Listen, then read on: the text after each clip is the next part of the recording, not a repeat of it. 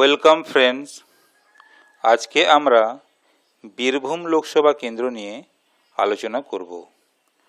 2026 সালের বিধানসভা ভোটের নির্বাচনের ফলাফলের পরিপ্রেক্ষিতে বীরভূম লোকসভা কেন্দ্রে কোন দল এগিয়ে আছে তা আজকে আমরা দেখে নেব। বীরভূম লোকসভা কেন্দ্রে 7টি বিধানসভা কেন্দ্র আছে।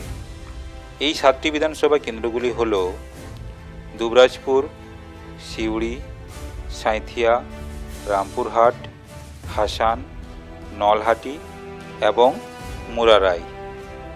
এই 7টি বিধানসভা কেন্দ্রের মধ্যে বিজেপি জয়লাভ করেছে 4টি বিধানসভা কেন্দ্র এবং টিএমসি জয়লাভ করেছে 3টি বিধানসভা কেন্দ্র।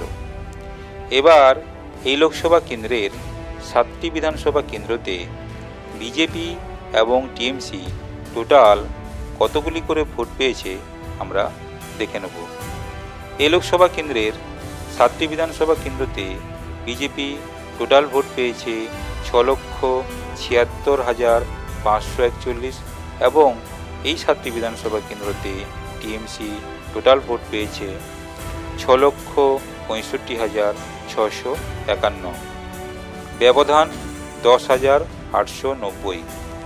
তাহলে আপনারা দেখতে পাচ্ছেন এই 7টি বিধানসভা কেন্দ্রে বিজেপির ভ্যালিড ভোটের সংখ্যা বেশি। অতএব 2026 সালের বিধানসভা ভোটের পরিপ্রেক্ষিতে বীরভূম লোকসভা কেন্দ্রে বিজেপি দল এগিয়ে আছে। ভিডিওটি ভালো লাগলে আপনারা শেয়ার করবেন। আপনারা ভালো থাকবেন, সুস্থ থাকবেন। ধন্যবাদ।